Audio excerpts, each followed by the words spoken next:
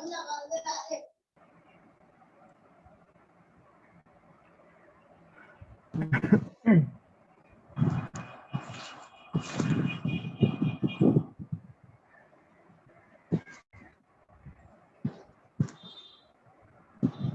نہیں آ رہی،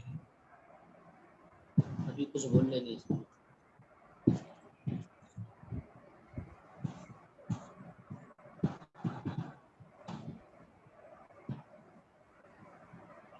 برحبیب خدا ختم الانبیاء بلند تر صلوات اللہم صلی علی محمد و آل محمد.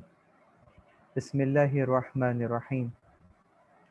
الحمد للہ والصلاة والسلام علی اہلہا. الحمد للہ الذی جعل من المتمسکین بالقرآن الکریم وبولایت امیر المؤمنین وأئمة المعصومین علیہم السلام. اما بعد. تمام تر تعریفیں خدائے وحدہ لا شریک کے لیے، درود اور سلام محمد اور اہل بیت محمد علیہ الصلاۃ والسلام کی ذوات مقدسہ پر. حمد ہے اس خدا کی کہ جس نے ہمیں اور آپ کو قرآن کریم، ولایت امیر المؤمنین اور دیگر ائمہ علیہم السلام کی ولایت سے متمسک کیا. امام حسن مجتبیٰ علیہ الصلاۃ والسلام کی سیرت سیاسی کے عنوان سے یہ لیکچر رکھا گیا ہے، اور اس مختصر سے وقت میں جس قدر اس موضوع کا حق ادا ہو سکا، انشاءاللہ اللہ سے میں پر امید ہوں کہ چند مطالب آپ کے سامنے ضرور رکھ سکوں گا. لیکن اس سے پہلے کہ ہم اس موضوع پر اس کے اصل سیاق و سباق کی طرف نظر کریں، ضروری ہے کہ کچھ مقدماتی مباحث کو کر لیا جائے.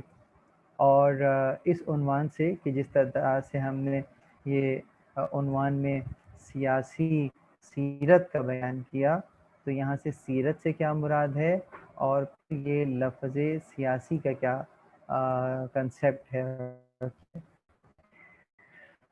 عزیزو، بسا اوقات ہم جب ائمہ معصومین علیہم السلام کی زندگیوں کا مطالعہ کرتے ہیں اور تاریخ کی ورق گردانی کرتے ہیں، تو ہم ان کے بہت سارے واقعات پر بھی ہماری نظر ہوتی ہے، اور وہ بہت ساری معلومات کے جو کہ ان کی ذات سے متعلق ہیں ان کے اوپر بھی ہماری نظر رہتی ہے. مثلا کہ وہ کس سن میں پیدا ہوئے، کس سال پیدا ہوئے، اور کس جگہ پیدا ہوئے، کہاں ان کا بچپن گزرا، کہاں لڑکپن گزرا، کس طریقے سے وہ جوان ہوئے، کہاں انہوں نے ازدواج فرمایا. اور اس طریقے سے جب کبھی بھی سیرت کا مطالعہ کیا جاتا ہے تو ہم وہاں یہ دیکھتے ہیں کہ انسان فقط جو وہ معلومات ہے کہ ان کا نام کیا ہے، ان کے والد کا نام کیا ہے، ان کی والدہ کا نام کیا ہے، ازواج ہیں تو ان کا نام کیا ہے، اولاد ہے تو ان کی تعداد کیا ہے اور ان کے نام کیا ہیں، اور پھر حاکم کون تھا ان کے زمانے میں اور کس نے ان کو زہر دیا اور کہاں شہید ہوئے، کدھر مدفون ہیں. بس اس انداز سے ہم ان کی زندگیوں کا مطالعہ کرتے ہیں، اور اس کو تاریخ کے بجائے سیرت سمجھ لیتے ہیں. جبکہ جو واقعات ہم پڑھ رہے ہوتے ہیں تاریخ کے، وہ تاریخ ہے، سیرت نہیں ہے. یہ جو معلومات ہم نے ائمہ معصومین کی اس انداز سے اکٹھا کی ہیں کہ جس کو ہمارے اکثر ساتھی شناختی کارڈ کی معلومات کہتے ہیں، یہ شناختی کارڈ کی معلومات قرار پا سکتی ہے، لیکن اس کو سیرت نہیں کہتے. سیرت مادہ سیر سے ہے. سیر یعنی کہ چلنا، سیر یعنی کہ پھرنا. سیر جیسے آپ کہتے ہیں نا سیر کو جانا، چلنا، پھرنا، بالکل اسی انداز سے یہاں پر ہم سیر کے عنوان سے جب بات کرتے ہیں تو اس لفظ کا مادہ یہی نکلتا ہے، سیر، گھومنا پھرنا چلنا. لیکن جب ہم اس کو سیرتا تاتانیس کے ساتھ پڑھتے ہیں تو اس کا مطلب ہوتا ہے چلنے کا انداز. یعنی جیسے اس وقت ہم اور آپ بیٹھے ہوئے ہیں، اس کو ہم جلسہ کہیں گے. جلسہ مطلب بیٹھنا، اور اگر اسی کو کسرہ کے ساتھ پڑھیں جلسہ، تو جلسہ کا مطلب ہوگا بیٹھنے کا انداز. تو بالکل اسی طریقے سے جب ہم سیرت النبی یا سیرت امام حسن مجتبیٰ علیہ السلام کی بات کریں گے تو اس کا مطلب ہوگا کہ امام کے چلنے کا انداز. یعنی سیرت پیغمبر کے یا امام کے عمل کا نام نہیں ہوگا بلکہ طرز عمل کا نام ہوگا. سیرت یعنی انداز عمل، سیرت یعنی طرز و روش پیغمبر یا امام. سیرت یعنی امام علیہ السلام اور انبیاء علیہ السلام، خاص نبی علیہ السلام کا طرز عمل، انداز عمل اور روش، اسے ہم سیرت کے عنوان سے جانیں گے. ایک مثال دے کر بات واضح کر دوں کہ اگر پیغمبر نے کوئی عمل انجام دیا تو وہ فعل پیغمبر ہے، حجت ہے آپ کے لیے اور میرے لیے. لیکن یہ جو فعل پیغمبر ہے، یہ پیغمبر اکرم نے کیوں انجام دیا، کیا انجام دیا، فعل پیغمبر ہے. لیکن یہ فعل کیوں انجام دیا، اس کیوں کا جواب سیرت، اس کیوں کا جواب سیرت ہے. تو بس یہ تو بات سیرت کی ہو گئی. دوسرا جو کلمہ ہے وہ سیاسی ہے، یعنی سیاست. سیاست کسے کہتے ہیں، اور کیا سیاست ہمارے دین میں موجود ہے، اور کیا ہمارے انبیاء علیہ السلام اور ائمہ علیہ السلام یہ سیاسی شخصیات تھے؟ کیا مولا حسن علیہ السلام ایک سیاسی شخصیت ہے، اور کیا مولا کے تمام امور اور کارہائے نمایاں، کارہائے امامت سیاسی کام تھے؟ اس عنوان سے بحث عموماً ہمارے معاشرے میں کم کی جاتی ہے. عموماً جب کبھی بھی ائمہ علیہ السلام کے اوپر بات کی جاتی ہے تو فقط اور فقط جذبات کا ہی سہارا لیا جاتا ہے. تو اب اس جذبات کے سہارے میں یقیناً وہ بات جو کہ اصلاً ہے وہ بیان نہیں ہو پاتی. لوگ فقط ثواب کی نیت سے تذکرہ سن لیتے ہیں، اور وہ فقط فضائل اور فضائل ہی سننا چاہتے ہیں، اور اس کے بعد بہت ہوا تو چند جملے مصائب کے، اور بس اس انداز سے ثواب حاصل کر لیا اور مجلس کا حق ادا ہو گیا، کیونکہ مجلس سے ہم فقط ثواب ہی تو لینے آئے تھے. جبکہ ایسا نہیں. اصل میں غور کریں تو یہ خود مجالس بھی تدبر کی دعوت دیتی ہیں. مجالس ایک تحریک ہے، ایسی تحریک کہ جس کا اختتام انشاءاللہ نہ صرف یہ کہ ظہور امام بلکہ اسلام کے اس غلبے کی طرف ہوگا جس کی طرف قرآن کریم نے اشارہ فرمایا ہے، اور وہ وعدہ کیا ہے کہ لِیَظْهِرَهُ عَلَى الدِّینِ كُلِّهِ، اس دین کو تمام ادیان پر غالب کرے گا. امام علی علیہ السلام ہو یا امام آخر الزمان علیہ السلام، تمام کے تمام ائمہ علیہ السلام کی ایک ہی سیرت ہے، اور وہ سیرت یہی ہے کہ خدا کے قانون کو خدا کی زمین پر غلبہ عطا ہو، اور اس دنیا میں عدل اور انصاف اس طرح سے راسخ ہو جائے، رائج ہو جائے جیسے اس وقت یہ ظلم و جور سے بھری ہوئی ہے. سیاست سے لوگوں کی نفرت کا بہت سے وجوہات ہیں. مثلا جو سیاسی بازیگر ہیں، اگر ان کی عیاری اور مکاری کی طرف توجہ کی جائے تو یقیناً یہ ایک اہم فیکٹر ہے کہ جس کی وجہ سے ہم ائمہ علیہ السلام کے سیاسی ہونے یا نہ ہونے کی بحث تو درکنار، خود امام علیہ السلام کے نام کے ساتھ یہ لفظ سیاسی کا جوڑنا بھی اچھا ہے. اس کی وجہ یہ ہے کہ ہم نے جس انداز سے سیاسی گر اور بازیگروں کو دیکھا ہے، سیاسی بازیگروں کو یا سیاست مداروں کو یا سیاست دانوں کو جس انداز سے دیکھا ہے، تو جیسے ہی میں سیاست دان کہتا ہوں ہمیں آج کل کے دور کے سیاست دان ذہن میں آتے ہیں، اور پھر میں کہتا ہوں کہ کہاں یہ سیاست دان اور کہاں امام معصوم علیہ السلام۔ سیاسی تجزیہ تو درکنار، ہم اس لفظ کو ہی ائمہ سے نہیں جوڑتے۔ اللہ اکبر۔ سیاست انسانی معاشرے کی رہبری اور انسان کے دین و دنیا کی بہتری اور فلاح کی طرف قیادت کا نام ہے۔ سیاست کے خلاف خود طاغوت پروپیگنڈا کرتا ہے، وہ اس انداز سے کہتا ہے کہ دشمن اسلام جو کہ آج تک خوفزدہ ہے اور معاشرے کی رہبری صالح لوگوں کے ہاتھوں میں نہیں دیکھنا چاہتا، اسے خوف ہے کہ کوئی اس کے ہاتھ سے یہ رہبری کو چھین کر معاشرے کے صالح لوگوں تک نہ پہنچ جائے۔ تو وہ کیا کرتا ہے؟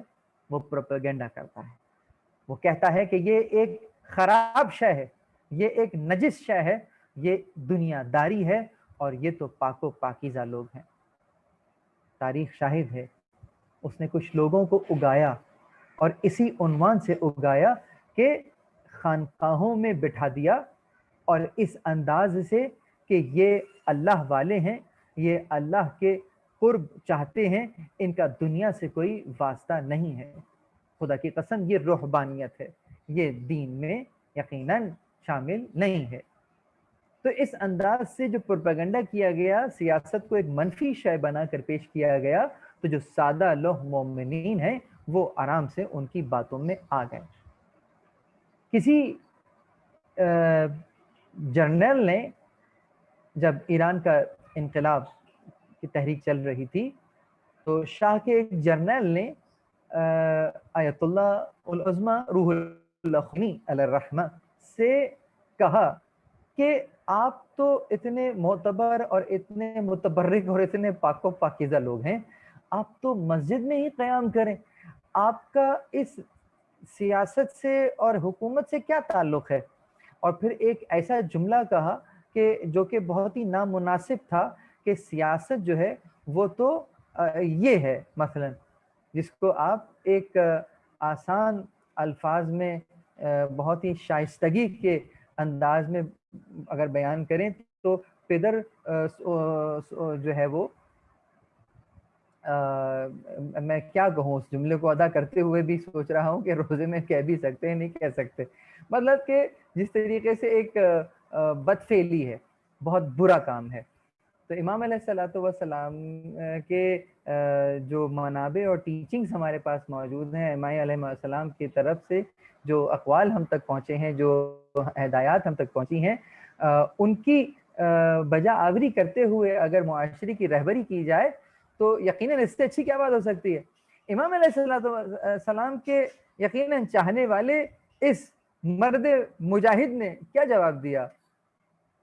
جواب دیا کہ یہ جو تم کہہ رہے ہو کہ سیاست یہ ہے، یہ اس لیے یہ ہے کہ اسے تم جیسے گندے لوگ کرتے ہیں، اگر یہ سیاست ہم جیسے لوگ کریں تو یقیناً یہ نہیں ہوگی۔ بیان فرما دیا، یعنی کہ ایک سیاست طاغوت کی سیاست ہوگی اور ایک سیاست الہی سیاست ہوگی۔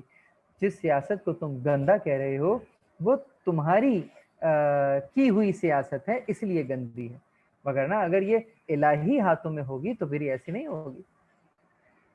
ایک وجہ سیاست سے منحرف ہونے کا اور سیاست کو بہت برا سمجھنے کا فیکٹر یہ بھی ہے کہ شاید ممبر سے بھی ممبر کا ایک سطحی استعمال کیا گیا ہے، فقط لفاظی تقاریر، شاعری اور شوکت بیان اور حسن بیان، فقط ممبر کو اس سے جوڑ دیا ہے، جبکہ ممبر کو دلائل اور براہین سے بالکل کاٹ کے الگ کر دیا۔ اگر میں جیسے ہی آپ کے سامنے ممبر کا تذکرہ کروں، ذہن میں فوراً تقریر آ جائے گی کہ تقریر بہت اچھی فرماتے ہیں، بھلے رشد و ہدایت کی کوئی بات کریں یا نہ کریں، انسان علم سے بہرہ مند ہو یا نہ ہو، بلکہ آواز سن کر بہرہ ضرور ہو جائے گا۔ امام کے مفہوم سے ناآشنائی بھی ایک بہت بڑا فیکٹر ہے کہ جو کہ ہمیں اس لفظ سیاست کو سمجھنے کے درمیان میں دیوار بن گئی ہے۔ امام کا مفہوم یعنی پیشوا، یعنی مقتدر، یعنی پیش رو، یعنی سالار قافلہ، سالار قافلہ یعنی اس کی قیادت میں پورا کا پورا سالار، پورا کا پورا قافلہ اس کی رہبری میں اپنے سفر کو طے کرتا ہے۔ کیا امام کا علیہ الصلوۃ والسلام کا قیام سیاسی قیام تھا؟ امام حسین علیہ الصلوۃ والسلام کا مدینہ سے کربلا تک کا سفر کیا سیاسی سفر تھا؟ اب اگر اس عنوان سے میں نے ایک سوال چھوڑ دیا ہے تو یقیناً ذہن میں بہت سارے سوالات گردش کریں گے انشاءاللہ۔ آئیے اس لفظ سیاست کو لغت میں لے کے چلتے ہیں اور دیکھتے ہیں کہ لغت سیاست کے بارے میں کیا کہتی ہے۔ المنجد سیاست کے بارے میں بیان کرتی ہے کہ سیاست ادارت البلاد و اصلاح شؤون الناس، کہ یہ مملکت کو چلانا اور لوگوں کے مسائل زندگی کی اصلاح کرنے کا نام۔ اسی طرح کی ایک اور ڈکشنری القاموس جو کہ فیروز آبادی کہتے ہیں کہ سسست الرعیہ امرتها ونحیها، کہ یہ سیاست رعایا اور کو امر اور نہیں کرنا ہے۔ ابن حجر کہتے ہیں کہ ساسا یسوس یتعہد شیء بما یصلح، کسی شے کی اصلاح کا عہد یا ذمہ داری لینا سیاست ہے۔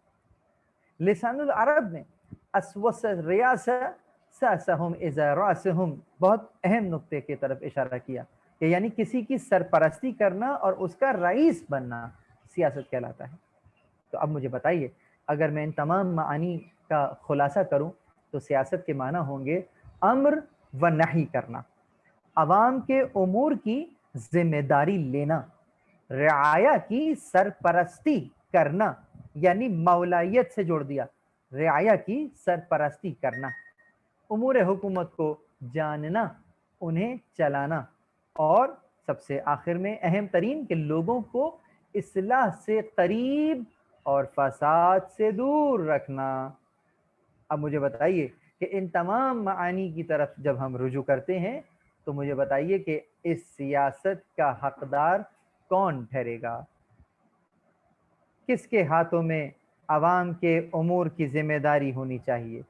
رعایا کی سرپرستی کس کے ہاتھوں میں ہونی چاہیے؟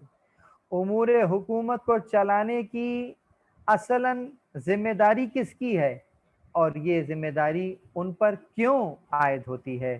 یقیناً امام علیہ الصلوۃ والسلام ہی کی یہ ذمہ داری قرار پائے گی کہ وہ بعد ختم پیغمبر رعایا اور مسلمانوں کی رہبری فرمائیں۔ اسی لیے ہمارے مولا نے غدیر کے میدان میں فرمایا تھا کہ من کنت مولاہ فہذا علی مولا، کہ جس کا میں مولا ہوں یہ علی اس کے مولا ہیں۔ میں کس کا مولا ہوں؟ یقیناً جس کا میں رہبر ہوں یہ علی اس کے رہبر ہیں۔ تو یہ رہبری، اگر اس رہبری کو امام سے جدا کر دو تو پھر کیا بچتا ہے؟ سوال یہی اٹھے گا کہ سقیفہ میں آخر مولا امیر المومنین سے کون سی شے چھن گئی؟ جواب وہی شے چھن گئی جو غدیر میں ملی تھی۔ غدیر میں کیا ملا تھا؟ کیا مولا علی علیہ الصلوۃ والسلام کی ولایت کہ جو کہ چرند پرند پہاڑ بحر خشکی تری سب پر غالب ہے، خود انسانوں پر غالب ہے، کیا یہ بڑی ولایت چھن گئی تھی؟ کیا اس ولایت کو چھینا جا سکتا ہے؟ کیا اس تکویناً ولایت کو چھینا جا سکتا ہے؟ یقیناً نہیں۔ تو پھر کون سی ولایت چھینی تھی؟ یہی حق رہبری چھین لیا گیا۔ سیاست کو ائمہ کے اقوال کی طرف لے کر چلتے ہیں اور دیکھتے ہیں کہ امام علیہ الصلوۃ والسلام اس کے بارے میں کیا کہتے ہیں۔ امیر المومنین علیہ السلام فرماتے ہیں کہ غیر الحکم کے اندر العدل افضل السیاستین، کہ عدل جو ہے وہ دونوں سیاستوں میں بہترین سیاست ہے۔ اللہ اکبر، دو سیاست میں جو بہترین سیاست ہے وہ عدل ہے، ایک الہی سیاست اور ایک طاغوتی سیاست۔ تو یقیناً اس میں جو الہی سیاست ہے یہی عدل ہے، اس کا حق ہے کہ پروردگار اس جہان کا خالق ہے تو وہی اس جہان کا مدبر بھی ہو، یہ اس کا حق ہے۔ مزید فرماتے ہیں کہ جمال السیاست العدل فی الامر، کہ سیاست کا جمال جو ہے وہ امور میں عدل کرنا ہے۔ مزید فرماتے ہیں کہ خیر السیاسات العدل، عدل بہترین سیاست ہے۔ میں نے آپ کے سامنے مولا علی علیہ السلام کے 3 اقوال نقل کیے ہیں اور تینوں میں آپ نے سیاست کو عدل سے جوڑ دیا ہے۔ اب مجھے بتائیے کہ جب وہ آخری علی اس دنیا میں ظاہر ہوں گے، جب امام زمان علیہ السلام ظہور فرمائیں گے، تو اس زمین کو کس شے سے پر کر دیں گے؟ تو یقیناً آپ سب ایک آواز میں جواب دیں گے کہ عدل اور انصاف سے اس سرزمین کو ایسے بھر دیں گے جیسے یہ ظلم و جور سے بھری ہوئی ہوگی۔ یعنی اب مجھے کہہ لینے دیجئے کہ اس سرزمین کو سیاست الہی سے ایسے پر کر دیں گے جس طریقے سے یہ سیاست طاغوت سے بھری ہوئی ہوگی۔ تو امام علیہ السلام کے اولین فرائض میں سے یہ ایک فریضہ ٹھہرے گا کہ اس زمین کو الہی سیاست سے پر کر دیں۔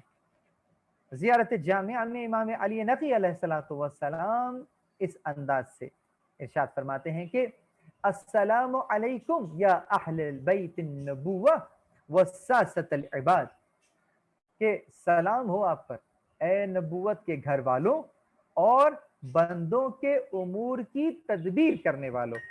یقیناً اصلاً اللہ مدبر الامور ہے، اللہ بندوں کے مخلوق کے لیے امر کرنے والا ہے، لیکن وہ مسبب الاسباب ہے، اس نے اسباب فراہم کیے ہیں۔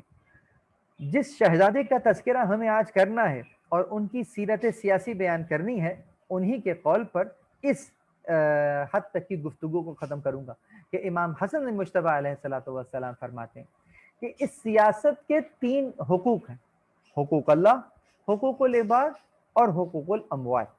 یعنی کہ امام عالم یعنی کہ امام جو ہے وہ عالم بالسیاست ہوتا ہے، عالم ہوتا ہے، بہت زیادہ جاننے والا ہوتا ہے سیاست کو۔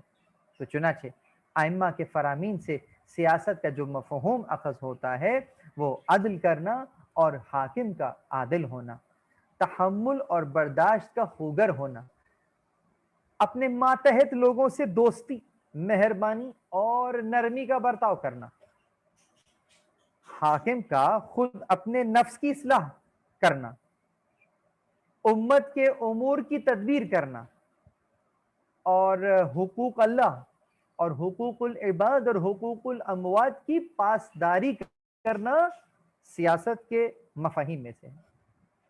جس سیاست کی مذمت فرمائی گئی ہے وہ کون سی سیاست ہے؟ وہ سیاست نہیں ہے، وہ مکاری ہے، وہ عیاری ہے، وہ غداروں اور نااہل سیاستدانوں کی مذمت میں کہی گئی۔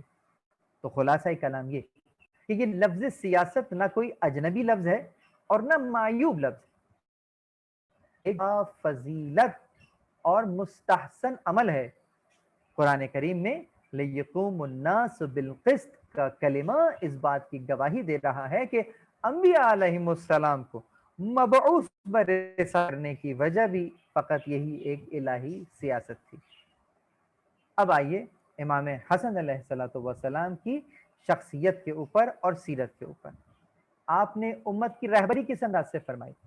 بچپن ہی سے علامہ مجلسی علیہ الرحمہ فرماتے ہیں کہ امام حسن علیہ السلام کا یہ وتیرہ تھا کہ آپ انتہائی کم سنی کے عالم میں اپنے نانا پر نازل ہونے والی وحی منوعاً اپنے والد ماجدہ کو سنا دیا کرتے تھے۔ ایک دن حضرت علی علیہ السلام فرماتے ہیں کہ میں گھر میں داخل ہوا اور میں نے بنت رسول سے کہا کہ اے بنت رسول، میرا جی چاہتا ہے کہ میں حسن کو ترجمانی وحی کرتے ہوئے خود دیکھوں اور سنوں۔ سیدہ علیہ السلام نے امام حسن کے پہنچنے کا وقت بتایا تو اس وقت پر مولا گھر تشریف لے آئے۔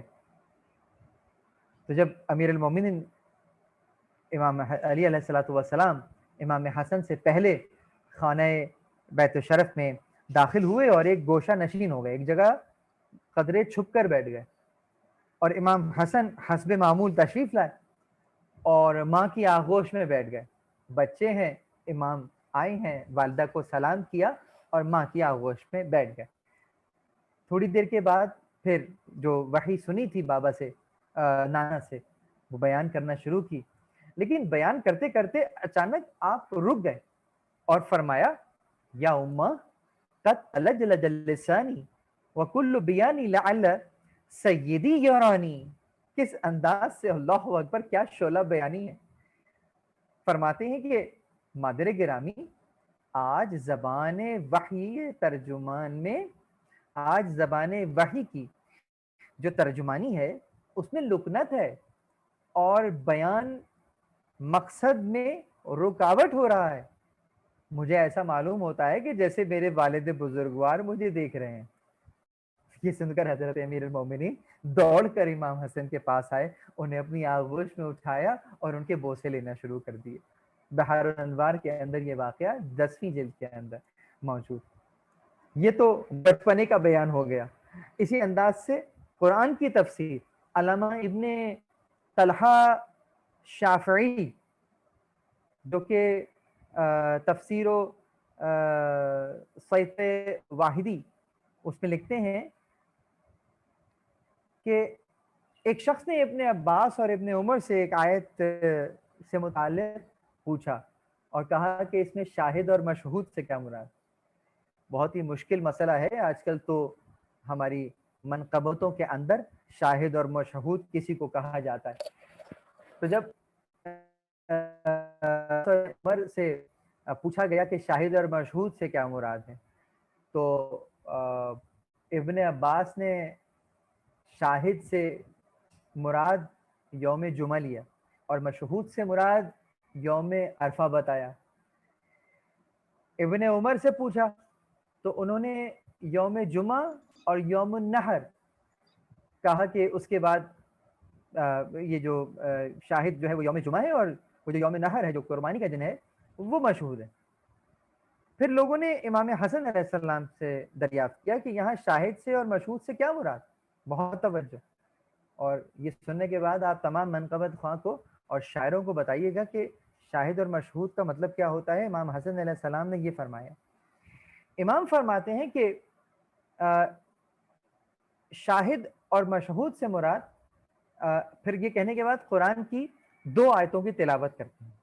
کہا شاہد سے مراد ذات گرامی ختم مرتبت محمد مصطفیٰ صلی اللہ علیہ وآلہ وسلم ہے، اور پھر اس آیت کی تلاوت فرمائی کہ یا ایھا النبی انا ارسلناک شاہدا مبشرا ونذیرا، اے نبی ہم نے تم کو شاہد، مبشر اور نذیر بنا کر بھیجا۔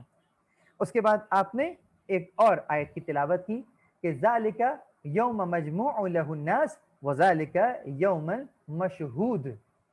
یہاں پر ایک مشہود یوم کا بیان ہوا۔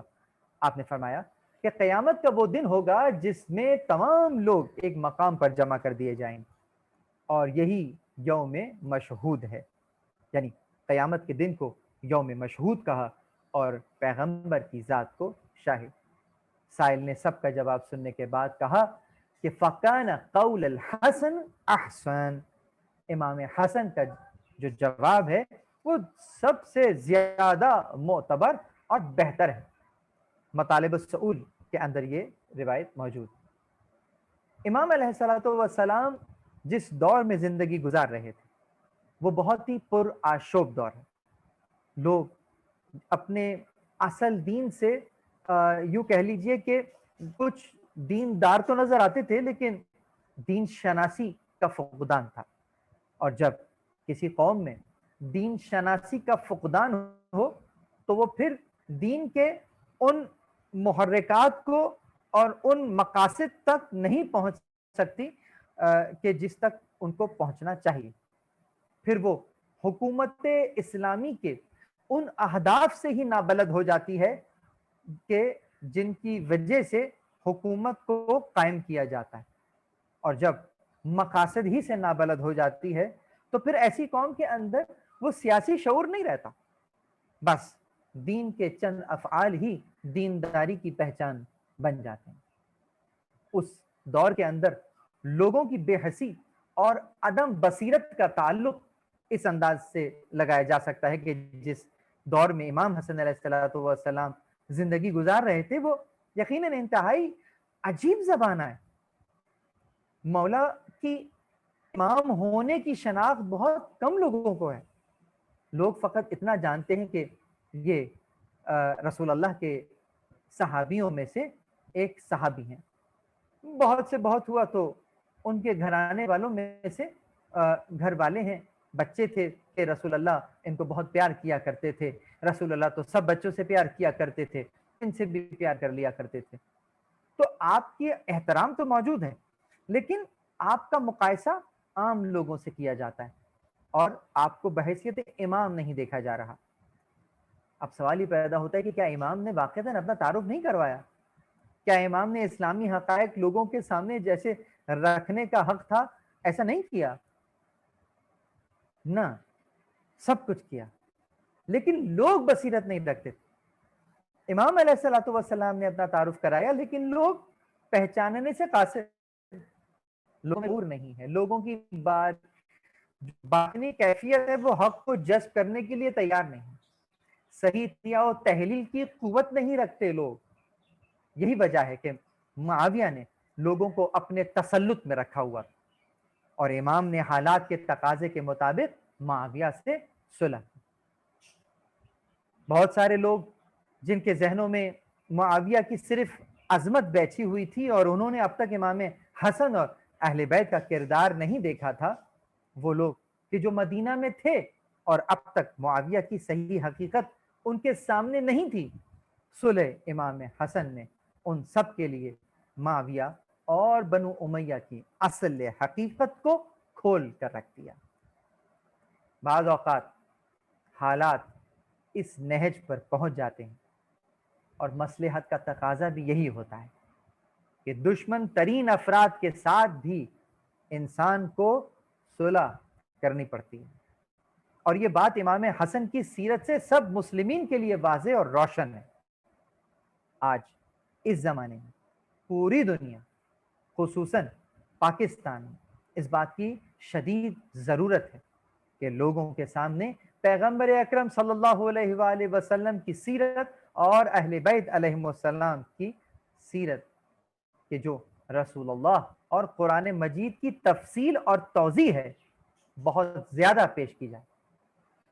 اسی بنیاد پر لوگوں کو خرافات اور بدعات سے دور کیا جائے تاکہ وہ حقیقی اسلام کی لذت اور نور سے کما حقہ استفادہ کر کے اپنے آپ کو بھی اور معاشرے کو بھی منور کر سکیں. جس دور میں امام علیہ الصلوۃ والسلام زندگی گزار رہے تھے اس دور کے لوگ 4 گروہوں میں بٹے ہوئے تھے اور امام علیہ الصلوۃ والسلام اس انداز سے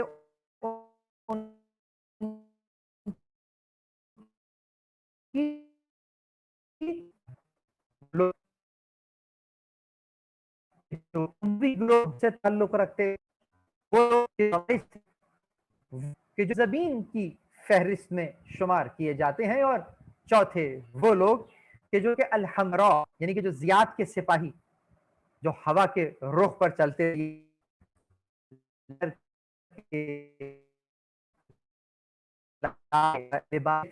الحمراء کہلاتے. اموی گروہ آپ جانتے ہیں گروہ ہے خوارج. یہ وہ خوارج تھے کہ جو کہ امام علیہ الصلوۃ والسلام کے لشکر میں تو شامل ہو گئے تھے، لیکن اس لیے شامل ہوئے تھے کہ معاویہ سے جنگ کریں گے.